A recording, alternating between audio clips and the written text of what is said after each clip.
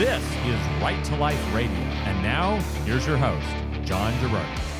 We are here with Right to Life Radio. Jonathan Keller back with us after 1 week off. Good to see you, Mr. Jonathan. I'm trying to remember where I was last week or what you were flying all over the place, and that's right. I also had a busy week. So anyway, it's good to have some normalcy back here at Right to Life Radio. Back in the saddle. Back in the saddle. All right. Well, one thing that is not normal, we talked about it a little bit last week, and now that Jonathan's here, Jonathan, whose organization, California Family Council, keeps its eye on the ball with regards to California state legislation, stuff that's introduced in Sacramento. And I think one of the more alarming, there's a couple of alarming bills related to the life issues that have been introduced in Sacramento this year. There's some stuff about trying to change California ERs basically into abortion providers. But I want to start today by talking about SB 1196. SB 1196. This is a bill that was introduced in the California State Senate, and it's going to massively expand California's regime around legal physician-assisted suicide. And I think, Jonathan, it might be valuable first to sort of explain how physician-assisted suicide works in California now, how they're expanding, how this bill would purport to expand it, and then we'll dig into sort of how people are analyzing this new development and how wildly dangerous it is, and how this is like maybe the most massive expansion of assisted suicide in recent memory, that this is pushing California beyond anyone else in America. This is pushing us into to recreate in California the conditions that assisted suicide and euthanasia have in Canada. And you never go full Canada. You never go full Canada. And where, by the way, assisted suicide is exploding in Canada, it's this hugely growing, approximately 4% of Canada's deaths now are from assisted suicide. It's the fifth leading cause of death in Canada. It has saw a 31% jump just in the last year. All right, so let's dig into it. How is physician-assisted suicide regulated in California right now? Assisted suicide was legalized in 2015, correct, Jonathan? I believe that's correct. That was the year that it was this really frustrating, super annoying situation where, I mean, besides being monstrous in the policy, it was also just an example of the worst kind of legislative sausage making. Shenaniganery. You had essentially this incredible coalition, bipartisan coalition, because, goodness knows, Republicans weren't going to be able to stop it by themselves. Right. Moderate Democrats, including many disability rights advocates, had all kind of come together and said, all right, this is bad. There's all these issues. We're not going to pass this. And in the regular session, they were able to bottle this up in the committee. And believe it or not, John, it's one of the few times I've ever seen this happen. A coalition of Republicans and moderate Democrats voted to stop the original assisted suicide bill from making it out of the committee in 2015. Yeah, which they always, like, committees in California, the policy committees in the California legislature are basically the pass the buck sessions, where they're like, oh, I don't like this, but I'm going to pass it along, but the author better make some amendments to it, which is like, if you don't like the bill and think it needs amendments, don't vote for it. Don't vote for it just to shuffle it along to another day. That's constantly what happens in California. So they didn't pass it in the regular session. So then they held a special session of the California legislature that was supposed to deal with healthcare funding. Which the Orwellian nature of that is just crazy. Right, because one of the chief arguments those of us on the anti-assisted suicide side were constantly making was, this is going to put so many perverse incentives on the healthcare system because assisted suicide is really cheap and end-of-life care, palliative care is not cheap. Yep. So it was so ironic that, maybe it wasn't ironic, maybe it was deliberate, to stick a bill about assisted suicide into a special session of the legislature that was supposed to be focused on healthcare funding. It played almost perfectly into our arguments that assisted suicide is going to become a cost-cutting measure. And indeed, that seems to be precisely what has happened in Canada with assisted suicide, where as soon as assisted suicide and euthanasia really spiked in Canada, people start saying, oh, well, hey, Canada's universal healthcare system has seen some big cost cuts as a result of physician-assisted suicide. And it's like, yeah, when you just kill people rather than take care of them, that's usually a lot cheaper. So in 2015, California passes physician-assisted suicide. Jerry Brown, devout Catholic Jerry Brown, signs physician-assisted suicide despite the fact that he kind of had this feigned outrage. Well, I'm not sure that the healthcare funding session is really the right vehicle to be addressing this issue. Yeah. No, he just went ahead and signed it. So the law that was passed in 2015, basically what it does is it provides this legal structure for people to engage in physician-assisted suicide. Now, let's define our terms. Assisted suicide is different from euthanasia. Assisted suicide means the doctor is helping you to kill yourself. Right. In the context in California, it's by prescribing you with drugs, deadly drugs, that you yourself orally ingest on your own. So it's not the doctor directly killing you. It's you killing yourself by ingesting these drugs that the doctor's prescribed for you. You need to request it twice. There's a 48-hour waiting period in between requests. How big of a protective wall that waiting period is, I don't really know. 2 doctors have to say that you're competent to make the request. It doesn't matter how many doctors said you weren't competent to make the request, but as long as you get those 2 doctors, you're fine. And there are certain other kinds of safeguards around it. The other big restriction around it being assisted suicide is only open to people who have received a 6-month terminal prognosis from their physician. So it's not anybody can get assisted suicide. You have to have a 6-month terminal prognosis. Now, a 6-month terminal prognosis is not exactly some ironclad, accurate prediction. It's not like people with a 6-month terminal prognosis are walking around completely fine on month 5, day 29, and then boom, immediately drop dead the next day. It's a good faith guess on the part of the doctor. And this was one of the objections to assisted suicide was this is a good faith guess by the doctor. There are plenty of people who've gotten 6-month prognoses and go on to live for 20 more years and vice versa. So it's no basis for deciding whether someone should end their life. Nonetheless, that's the structure that we have in California right now. So SB 1196 would change the following. First, it allows euthanasia, not assisted suicide, direct euthanasia. That means a doctor is actually the one killing you. The doctor is directly putting the deadly drugs into your veins to kill you. So that's a big shift. That's a huge shift in the doctor-patient relationship. It's a shift as far as how the doctor behaves. The only dividing line between you and your doctor killing you is you consenting to it. And as we'll talk about, what consent means is a bit of a wavier line than a flimsier safeguard than I think people expect. Well, yeah, when people talk about consent, usually people talk about informed consent. Sure. And the idea that, John, some of the other things that we're talking about here, obviously, I think most people would say, well, yeah, I mean, they're choosing to die. I mean, that's pretty, it's everybody knows the side effects of choosing to die. But in this case, it's not just the type of consent they're getting, but it's also the types of people they are allowing to consent. Right.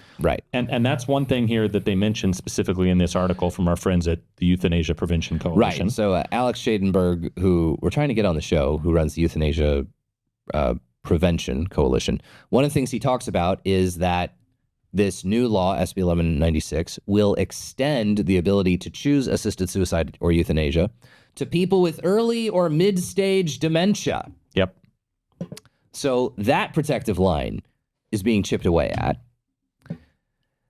The other Another big thing that's happening, we're getting rid of the California residency requirement. So that means you don't have to be a California resident to get assisted suicide in California. Hey, all you folks in Texas, come on over to California. Hop on the plane to LAX with your dream and your cardigan. You're missing the Miley Cyrus reference here, Jonathan. I actually don't think I've. Okay. I wish I could. It's Party in the USA. It's the opening line of Party in the USA. That's my problem. Anyway, it was quite the bop when I was in college. All right. It's removing the California residency requirements. You can fly from Texas to LA and get physician-assisted suicide. It removes the 48-hour waiting period. You can get same-day death. You don't have to wait for 48 hours between your two requests. I think the most alarming thing, though, that SB 1196 does is it changes the criteria for being eligible for assisted suicide. So let's listen to this language. As we said, right now in California, to be eligible for physician-assisted suicide, you need to have a 6-month terminal prognosis. Now it's going to be changed to the Canadian standard, which is a grievous and irremediable medical condition. That is different from a terminal prognosis.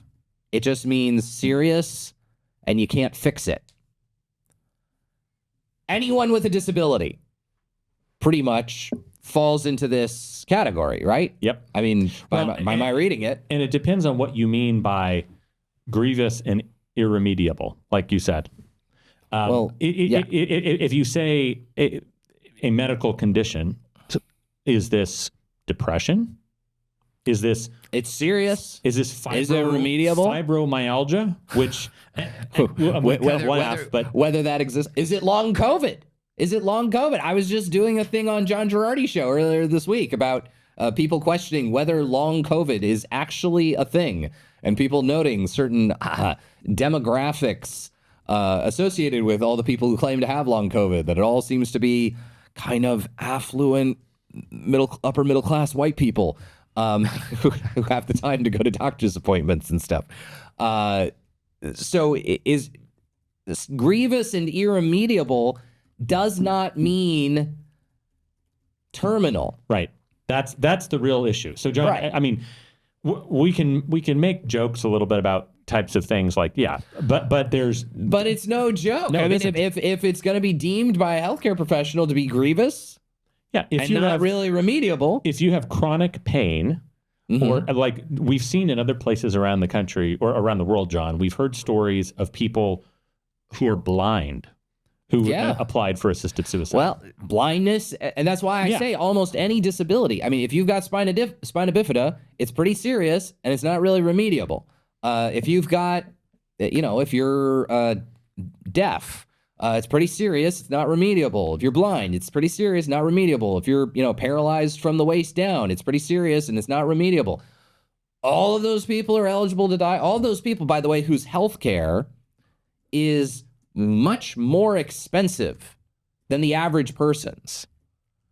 All of those people are eligible for physician-assisted suicide. Now, John, you brought up the idea of depression.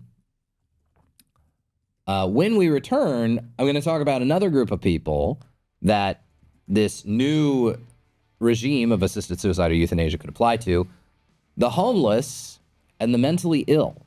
That is next on Right to Life Radio.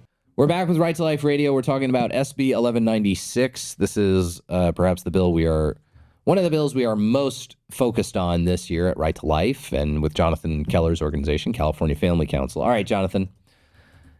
So SB 1196 is going to expand eligibility for who is able to kill themselves via physician-assisted suicide or have a doctor now directly kill them via euthanasia. This is one of the things SB 1196 does. It allows outright euthanasia.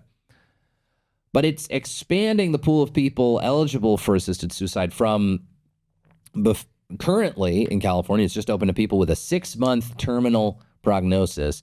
We're now going to expand it to people with a grievous and irremediable medical condition. Now, I remembered hearing a story about this,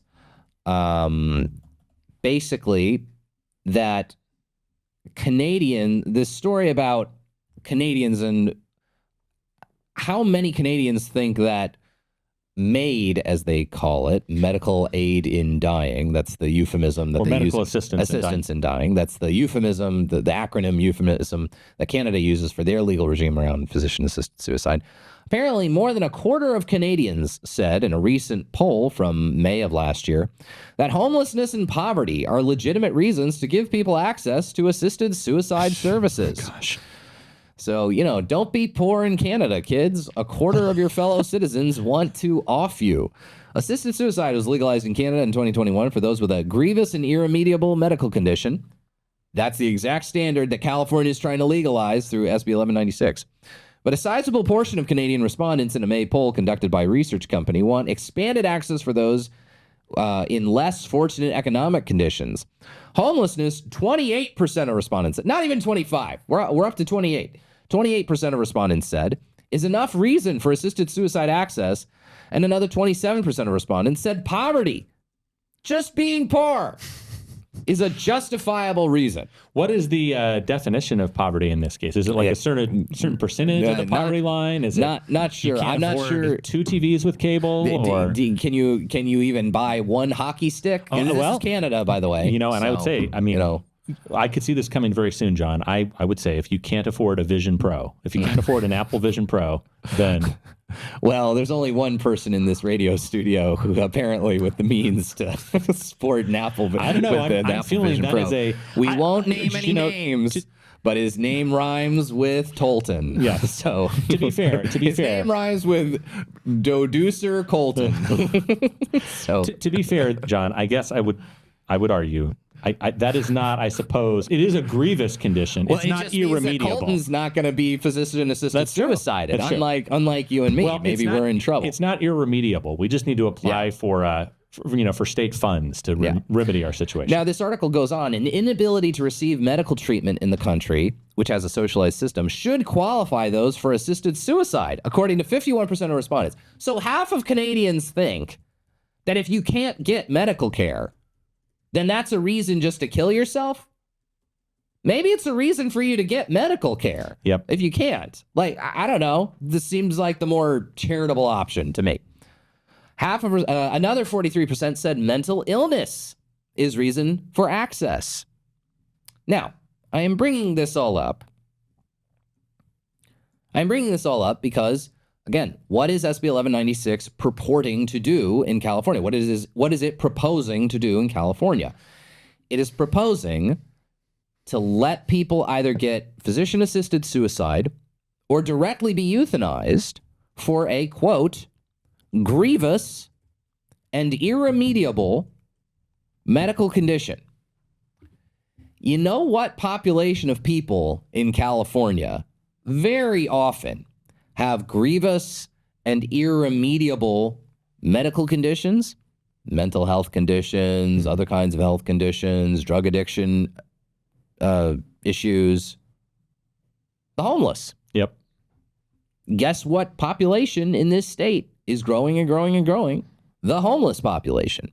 Guess what issue has been afflicting California? Homelessness. And, I don't want to step too far out of Right to Life's kind of, delineated parameters of issues we're allowed to comment on. But I think it's fair to say, Jonathan, that the last gubernatorial administration and a half, the last 12, 13 years or so, have not been very successful at combating homelessness in California. If you're just looking at the numbers of homeless people, that number has increased. The problems of homelessness that people used to only really associate with San Francisco are now kind of statewide. We see it here in Fresno. We see it in Los Angeles. We see it all over the state. Is it crazy to think that people interested in lessening the number of homeless might view this because, we just want to help. These people are struggling so hard. They don't want to continue living anymore. These are irremediable and grievous mental health struggles that and addiction struggles and that the homeless are struggling with.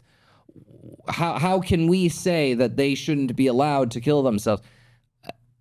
Is it not so crazy to think that someone might look at assisted suicide and euthanasia as a solution to the homeless problem? Yep.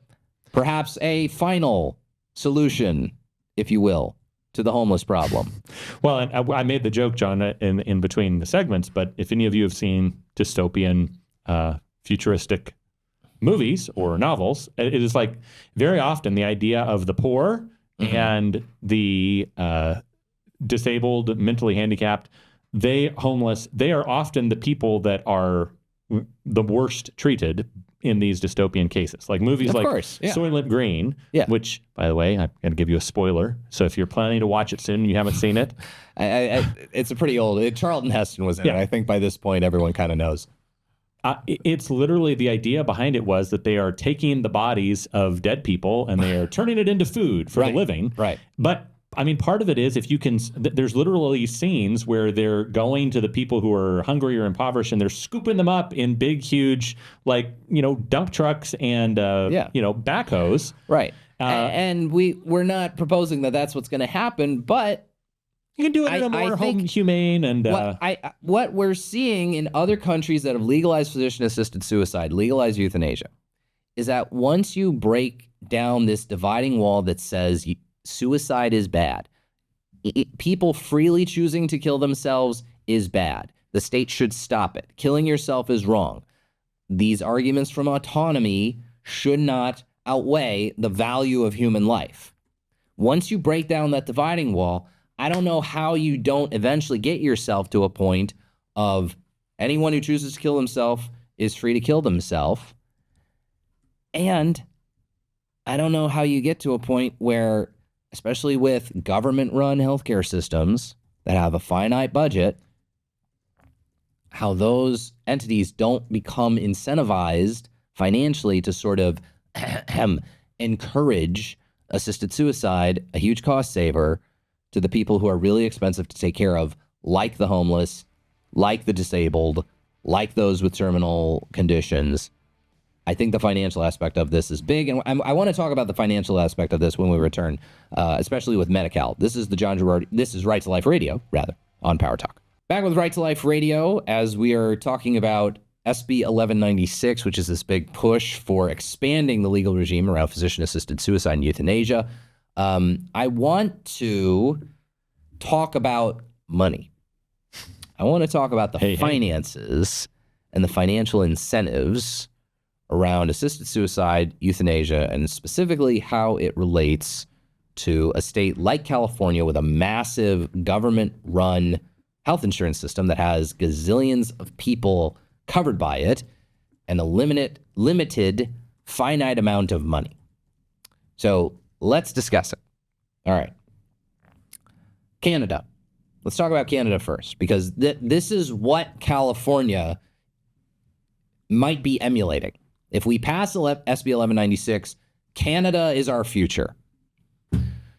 More terrifying words have never been spoken. Do we really want to be Canada? All right. Blame Canada. Exactly. So Canada has seen this massive spike in deaths by physician-assisted suicide. 4% of all deaths in Canada are now by physician-assisted suicide or euthanasia. That doesn't seem like... So, John, when you say 4%, it's like, oh, come on, 4%. Okay, that's 1 out of 25. Yeah, that's a ton of people, right? Yeah. Tens of thousands of people. And it's almost kind of an apple-to-apple comparison because Canada's population is roughly similar to that of California. So if we go Canada's direction, we might be able to expect Canadian similar results. Now, every factor is not exactly the same. It's different states, different governments. But we can kind of see our future. Canada has single-payer, universal, socialized healthcare. And we're not here to argue the merits or demerits of that. But one of the things to realize when you're talking about government-run healthcare systems, and I'm going to really make the comparison here between Canada's healthcare system and Medi-Cal, all right, which is the major California-funded, partially federal, partially California-funded system for healthcare provision. in the state of California. Millions and millions of people are covered by Medi-Cal. In many counties of California, more than half of the citizenry is covered by Medi-Cal. Now Medi-Cal eligibility is open to everybody, regardless of your immigration status. Are you here legally? Are you here not legally? Does not matter. You're eligible for Medi-Cal. All right. As long as you're under a certain income threshold, I think it's like, I forget the exact number, but I think it's around 138% of the federal poverty line. If you're there or under that number, you are eligible for Medi-Cal. And that's a huge percentage of Californians. All right. Both Canada's healthcare system and California's Medi-Cal are funded by taxpayers. And they have a finite amount of money. Canada, as a country, can't just spend in the red kind of the way that America does. Someone demands that we pay back, we'll just say, hey, we have nuclear weapons. Sorry. Canada can't quite do that. The Canadian bonds are not as valuable, respected, trusted financial instruments as American bonds are. Oh, yeah, we'll just give you a hot dish. Yeah, exactly. Yeah, we'll give you a couple of hockey sticks and some maple syrup. So Canada can't really spend in the red. And similarly, California can't stand in the red. And state governments in America can't just continually spend in the red. California has to eventually get to some kind of a balanced budget, although if you're looking at the budget for this year, we are not in good shape. We're looking at the numbers keep shifting wildly between $38 to $73 billion budget deficit we're looking at this year. Hey, maybe we shouldn't be so reliant on just a very small number of high income tax-paying people that maybe we've driven out in the last couple of years because of COVID restrictions and stuff in the hostile business environment, stuff like that. Anyway, I don't know. Just thinking thoughts out loud. So California and Canada have healthcare systems that are limited by a limited amount of money. And this is the thing often with universal government-run healthcare systems. Not everyone's getting a Cadillac, all right? Not everyone's getting Cadillac-level healthcare. Maybe everyone can get a Honda Civic. Maybe everyone can get a Honda Accord. But everyone's not getting a Cadillac. There's a limited amount of medical resources available, limited amount of doctors, limited amount of chemo treatment, limited amount of medical resources available. Everyone is getting a Cadillac. It's not going to happen. So the incentive to cut costs by not treating certain things is there. It's big time there. There are certain kinds of things where you can get a surgery done or a chemo treatment done in America. That's because it's, private insurance markets. People have their own insurance. Okay, well, you've got this insurance and we'll cover it. That ain't happening all the time in the United Kingdom, for example. And John, I'll say not even just there. Look north. Look north to our border. Look at Canada, yes. Well, no. Oh. Not even closer. North to the border in Oregon. There's multiple cases that I've heard from around the country, but even specifically in the case of Oregon, which has legal assisted suicide. It was one of the first states to legalize and they have some kind of I don't know, it's not the state-funded care, but I think this was actually an insurance company. Uh-huh. They sent a letter to a woman who had been diagnosed with cancer, and they said, hey, we are not going to cover, we're denying your coverage for chemo, but if you'd like to take these pills for assisted suicide, we will happily cover those. Right. And so this is the thing. It's not even just a thing that's only impacting government-run healthcare systems. It's also going to impact private insurance companies. Private insurance companies don't necessarily, you know what they'd rather see? They'd rather see someone just drop dead from an unknown, undiagnosed illness on the spot where they didn't have to use up a ton of healthcare resources and they just kept on paying that premium. That makes the insurance company happy because they made all this money and they didn't have to spend a bunch of money on this poor schmuck's healthcare. And for most people, the majority of the healthcare resources you're going to use over the course of your life, the largest bulk of it is going to be at the end of your life. So insurance companies, government-run healthcare systems, they're all looking at ways to cut costs. And frankly, it is undeniable. Assisted suicide and euthanasia is way, way, way more cost efficient a way for a person to die than cancer, where you're providing a bunch of cancer treatments, then kidney failure, you're trying to give this guy dialysis. All these, someone's having a lot of pain and you're providing them with palliative care. None of all that stuff costs money. And look, a lot of doctors don't want to take Medi-Cal already to begin with because Medi-Cal reimburses so poorly. It just doesn't. It just doesn't have the funding, and the tax revenue just isn't there. That's part of why we started our Obria clinic. Was a lot of doctors don't want to take Medi-Cal for OBGYN care. They lose money on all these patients, and so we take these patients in as a nonprofit, knowing we're going to lose money, but we take them in anyway because we care and we want to do the right thing. So, John, let me just point out, I just looked at this real quick here and saw an example of how expensive end of life care is, and it's depending, it's tricky. Essentially, they say, this rough number that I just looked at here said, well, we found out, it's a little lower than was previously reported. It's not as bad, but they said spending during the last 12 months of life is a modest share of aggregate spending, ranging from 8.5% in the United States to 11.2% in Taiwan. But the spending in the last 3 calendar years of life reached 24.5% in Taiwan. Right. So let's just take those rough numbers. Let's say it's 11% to 25%. Yeah. So that doesn't seem like, well, that's not that much, except it's for 1 year of your 80-year life or your 70-year life. And if you're an insurance company and you're thinking, okay, for you, that's true. It is a relatively small portion of life. But if we look at it in terms of the percentage of individuals that we have that are on the upper end of things, how many of these older folks are consuming, in their mind, a disproportionate percentage of resources? Well, yeah, and let's go back to Canada. Okay. Yep. 4% of Canadians are now dying by assisted suicide. 4% of Canadian deaths are by their medical aid and medical assistance in dying program. Right. That's 4% of Canadian deaths where the cost to the government-run healthcare system is almost zilch-a-roo. Is it? So, of course, Canada's incentivized to keep pushing their MAID program. Of course, if California continues to expand access to assisted suicide, with Medi-Cal under the strain it's under, with private insurance companies always desperate to make another buck, of course assisted suicide and euthanasia are going to be pushed to people.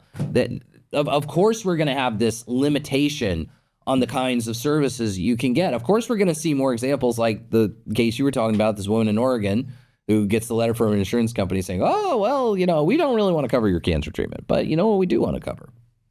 You killing yourself.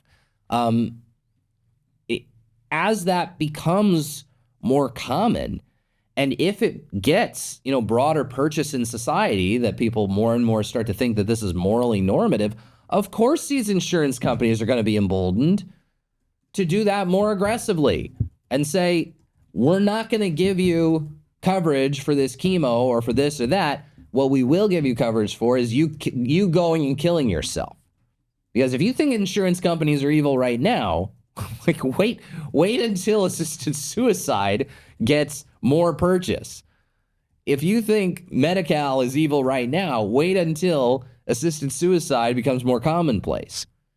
So I think this is the and by the way, if you've got a disability, your health care is more expensive than other people's. Okay? People with disabilities have a very expensive health care. They have more needs. They have more stuff that can go wrong. They have more stuff they need help with. If anyone's going to be pressured to assisted suicide themselves or be faced with this choice of, we're not going to give you this care, but we might give you assisted suicide, it's going to be them.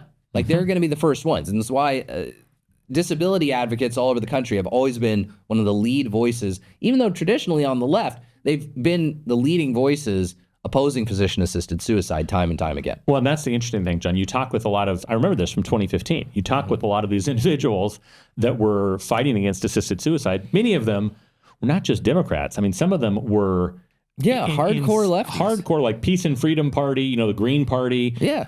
And I think it's why you've seen, you think about a lot of times what you hear from our friends, the traditional, quote unquote, bleeding heart liberals, the idea that, we need to take sides against, the big corporate, big pharma industry, and we need to take sides against these corporations that are oppressing the little guy. Well, this bill, there are a few things that are more advantageous to insurance companies and to hospital chains and more disregarding of the rights of individual, quote unquote, little guys than things like assisted suicide. Right. But because the left can sort of dress it up in this language of autonomy and individual determination, they go, now this is a left wing. This is a left wing thing. All right.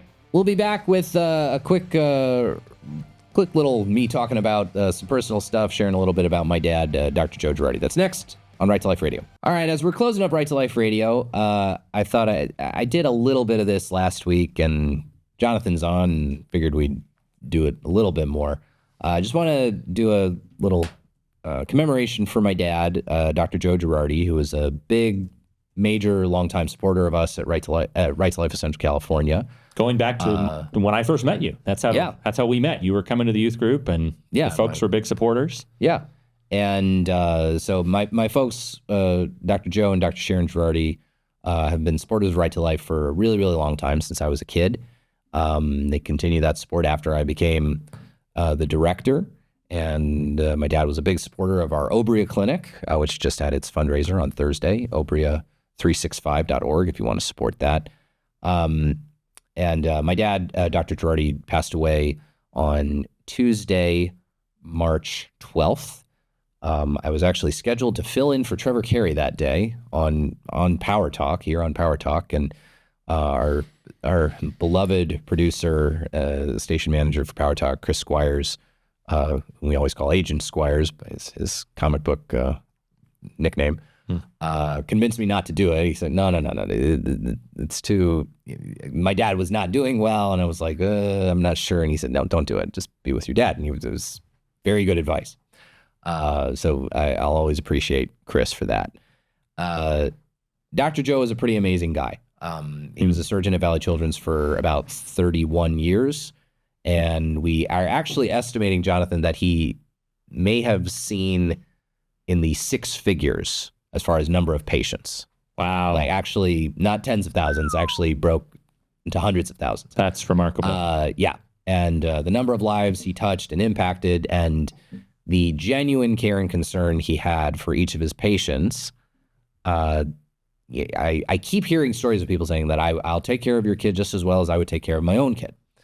And I think that kind of was part of why he was a believer in the right to life and our pro-life cause. I think he saw kids as kids, and he saw unborn children as persons. And especially being at Valley Children's and being around the NICU, which Valley Children's has this world-class NICU, seeing these tiny, tiny, tiny human beings and how much the doctors and physicians there worked with them and cared for them and loved them, I think it extended to his own beliefs about the topic of life. And so anyway, thank you, Dad. I love you. Dr. Joe Girardi, rest in peace. And just very proud of him, and, obviously very sad, but very happy for a great life well lived. It really came across, John, in reading his obituary. I shared it with my family, my in-laws and other people, and reading all the comments on your Facebook page. It was just a reminder of a life well lived, and well done, good and faithful servant. Yeah. That'll do it for Right to Life Radio. We'll see you all next time on Power Talk.